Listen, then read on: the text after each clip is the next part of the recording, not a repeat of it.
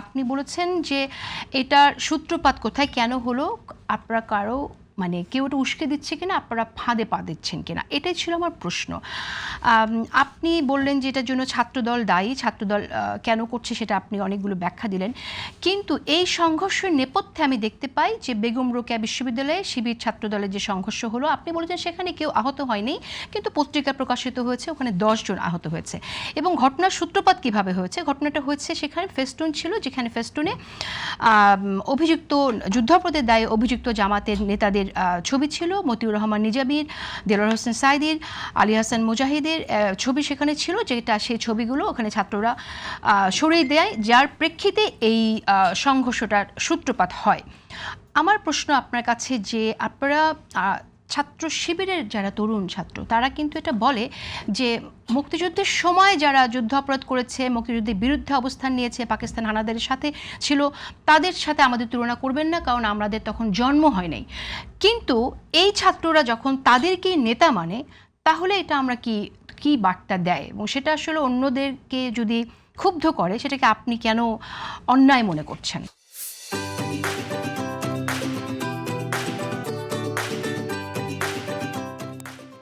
দেখেন, আপনার প্রশ্নের মধ্যে উত্তর স্পষ্ট করা আছে যে ওইখানে কারা হামলা করেছে।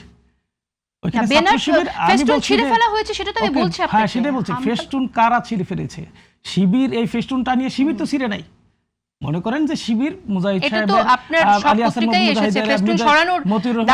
সাহেবের ছবি মনে করেন শিবির দিয়েছে, পরে শিবিরই তো সেটা ছিঁড়তে যায় নাই, কেউ না কেউ এটা ছিঁড়তে ছাত্রদল সন্ধ্যা 7:30টায় ওই ফেস্টুন সরানোর দাবিতে প্রোগ্রাম স্থলে গেলে দুই পক্ষের মধ্যে বাকবিতণ্ডা হয়। দেখেন, এবার বুঝেন, শিবির যায় না ছাত্রদলের কাছে। আপনি শুরুই করেছিলেন যে সেখানে শিবির ছাত্রদলের উপর হামলা করেছে, এটা দিয়ে শুরুই করেছিলেন আজকে। কি আশ্চর্য, আপনি আমার কথা টুইস্ট করছেন কেন? আমি তো কোথাও হামলা কেউ করেছে সেটা বলিনি, আমি বলছি এখানে ফেস্টুন সরানোর দাবিতে যাওয়া হয়। আমার কথা হচ্ছে ছাত্রদল সেখানে গিয়েছে, আপনি কথা বলছেন এবং এটাই সত্য, ছাত্রদল সেখানে গিয়েছে। এবং দেখেন, ছাত্রদলের আজকের আমার এই রতন ভাইয়ের কথার সাথে এটা মিলে যায়, এই জন্য এটার সাথে একসাথে উত্তর দিই।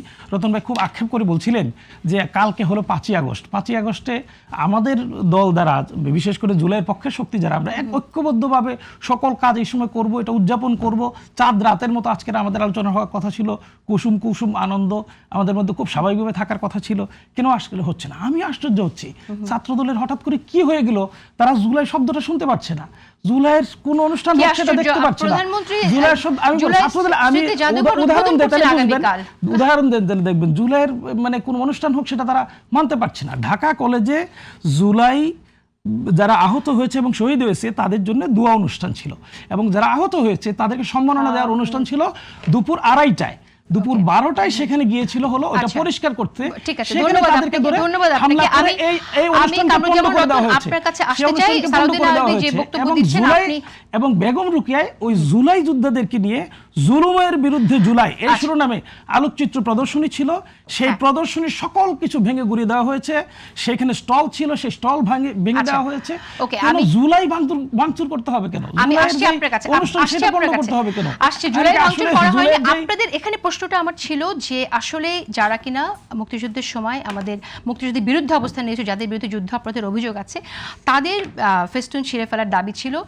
আমি আরেকটি নিউজ দিচ্ছি আজকে, যে নিউজটি আপনি জানবেন যে অনেকগুলো পত্রিকায় এসেছে, সেখানে আপনাদের বিরোধী দলের নেতা, আপনাদের দলের আমির, তিনি একটি কথা বলেছেন। তিনি বলেছেন যে এটি কিন্তু, আমি যেমনটি আগে আপনি বললেন যে জামাতের আমির না জামাতের নেতা বলেছেন, আমি এগ্রি করছি, জামাতের একজন নেতা বলেছেন, এবং যেটা নিয়ে অনেক আলোচনা হয়েছিল, কিন্তু এই নিউজটা কিন্তু জামাতের আমির নিজে বলেছেন। এই বক্তব্যটা আমি নিউজ থেকে কোট করছি।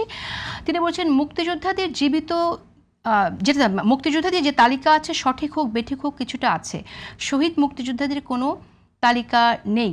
দেশের স্বাধীনতার 55 বছর পেরিয়ে গেল, শহীদ ও জীবিত মুক্তিযোদ্ধাদের সঠিক তালিকা কেন হয়নি, সেই প্রশ্ন তুলেছেন তিনি। আমার বক্তব্য হচ্ছে যে এতদিন পরে এসে আপনারা শহীদদের তালিকা ঠিকমতো হয়নি, আমরা তো মুক্তিযুদ্ধ নিয়ে আমরা সারা বিশ্বে সব জায়গায় লাখো লাখো শহীদের কথা বলে, এবং সেখানে যে রক্তের যে বিসর্জন, সেই বিসর্জনকে আমরা সেই স্পিরিটটাকে, সেই ত্যাগকে আমরা ধারণ করে কথা বলি। এখন আপনারা ওই সংখ্যা নিয়ে মানে মুক্তিযুদ্ধকে একটু ছোট করার জন্যই কি এটা তোলা কিনা, সেই প্রশ্নটা আপনার কাছে আমার বুঝে আসে না। কেন আপনার কাছে মনে হলো যে মুক্তিযুদ্ধের শহীদদের তালিকা করলে তারা ছোট হয়ে যাবে? তাদের তালিকা করলে তারা মানে ছোট হয়ে যাবে এরকম কোনো লক্ষণ তালিকার মধ্যে পৃথিবীর কোনো গণিতের ভাষায় আছে কিনা আমার বোঝা নেই যে তালিকা করলে তাকে ছোট করা হয়, এরকম পৃথিবীতে কোথাও নাই। হ্যাঁ, বরং এই মুক্তিযুদ্ধকে ব্যবহার করে হাজার হাজার ভুয়া মুক্তিযোদ্ধা তালিকাভুক্ত হয়েছে। এই কথা আমি বলিনি, মুক্তিযুদ্ধ মন্ত্রী, বর্তমান মুক্তিযুদ্ধ মন্ত্রী সংসদে দাঁড়িয়ে বলেছেন যে গত 17 বছর হাজার হাজার ভুয়া মুক্তিযোদ্ধাকে তালিকাভুক্ত করে সরকারের অর্থ লুপাট করা হয়েছে। এই কথা মন্ত্রী বলেছেন, এবং এটা নিয়ে শুধু একজন না, একাধিক সংসদ সদস্য প্রশ্ন করার পরে তিনি বলেছেন যে এই ভুয়া মুক্তিযোদ্ধাদেরকে তালিকা থেকে বাদ দেওয়ার জন্য আমরা ইতিমধ্যে উদ্যোগ গ্রহণ করেছি। সঠিক অনেক মুক্তিযোদ্ধাকে হয়রানি করার জন্য তালিকাভুক্ত থেকে বাদ দেওয়া হয়েছিল, তাদেরকে যুক্ত করার জন্য ইতিমধ্যেই সরকার উদ্যোগ গ্রহণ করেছে। তাহলে আপনি কি বলে যে তালিকা করলে এই মানে ছোট হয়ে গেল তারা? না, অনেকেই বলে যে এই তালিকা নিয়ে প্রশ্ন তুলে লাখ লাখ না শহীদের সংখ্যা কমাতে চায় জামাত ইসলামী, অনেকেই বলেন, আমি বললাম সেটা। আমি কি বলেছে? আমি তো আপনি কোট করে শোনালাম জামাতের আমির কি বলেছেন। তিনি কিন্তু এটা বলেননি। আমি তো জামাতের আমির বলেছেন সে কথাটা আপনাকে বলিনি। বলেননি।